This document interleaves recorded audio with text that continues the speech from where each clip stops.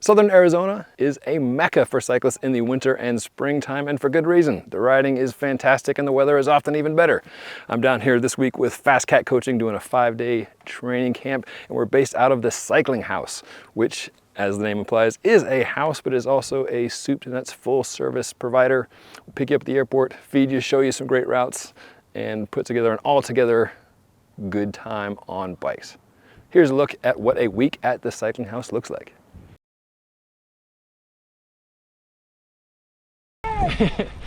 So close!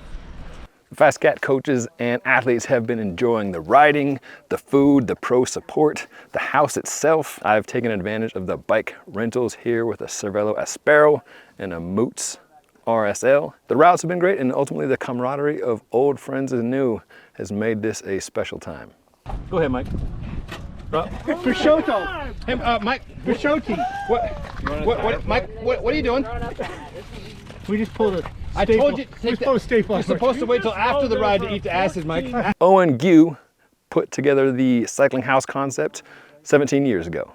We started Cycling House in 2005, and so that means that we're actually going into our 18th year of Cycling House, which is pretty crazy to think about. Our goal is to have everything taken care of when our folks show up.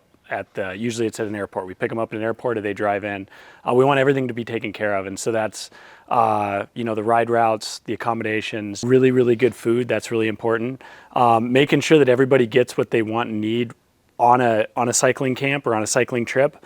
And so I think one thing that we really pride ourselves on is being super adaptable, because everybody comes from different places and they have different wants and needs with whether they're training or whether they just need to get away from the snow and just be in the sunshine. There's like a huge positive effect to that. And so I think adaptability, and then all those important things that come together, we call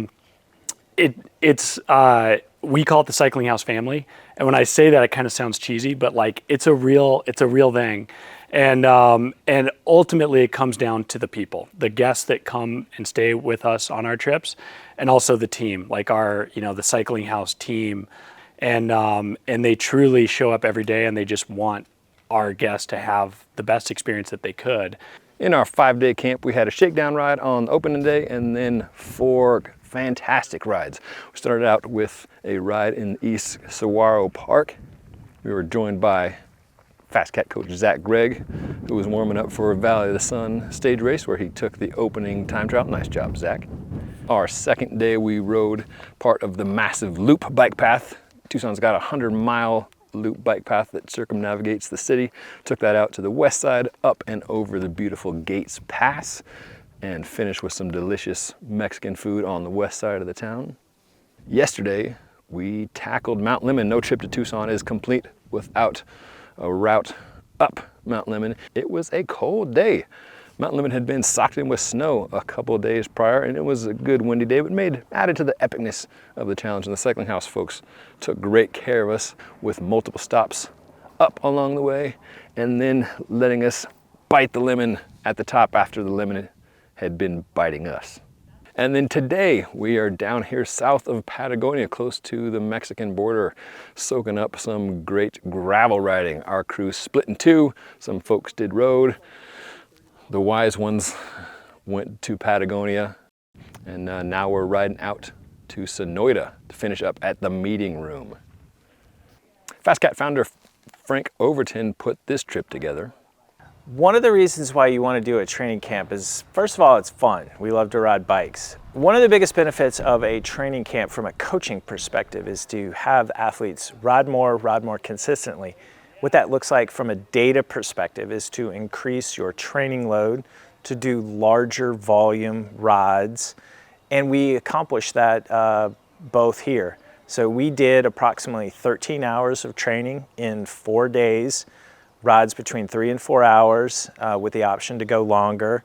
And it was in a group, so the group gets you to push yourself harder than you would on your own. I could have done all these rides on my own and accomplished, probably I wouldn't have been able to get near close to what we accomplished from a TSS perspective, just pushing yourself. And so doing a camp with ride more consistently with a group really helps with the motivation and the morale and the fun factor. We have also been spoiled rotten enjoying the fine work of Chef Stephen Davis, who has been hooking it up and cooking it up for us breakfast, lunch, and dinner. The most surprising thing about the Cycling House, the camp that we did, was off the bike. The way that we congregated around the giant table in the living room and hung out, cracked jokes, and most importantly, ate food. I mean, we ate breakfast, lunch, and dinner there, which was amazing. So the other thing about the training camp, anyone can do the bike stuff. It's what happens after the bike that actually makes a training camp incredible, which is recovery and eating and sleeping. And we didn't have to get in the car to go to the grocery store and procure food. We didn't have to like wait for an hour for a table at a nice restaurant. We had all that here. And you just walked from your room into the living room and sat down and ate food and had a good old time. In addition to the rides and the location, it's the people that make this happen. And on this particular trip, in addition to Owen, we've had the professional guiding of 3 folks. Ellen Campbell, you can watch my video on her and her bikes as she gets ready to race the Lifetime Grand Prix Series again this year. Hannah Seiler. We are riding back up and over Gates Pass. Hit the top and then ride down into town.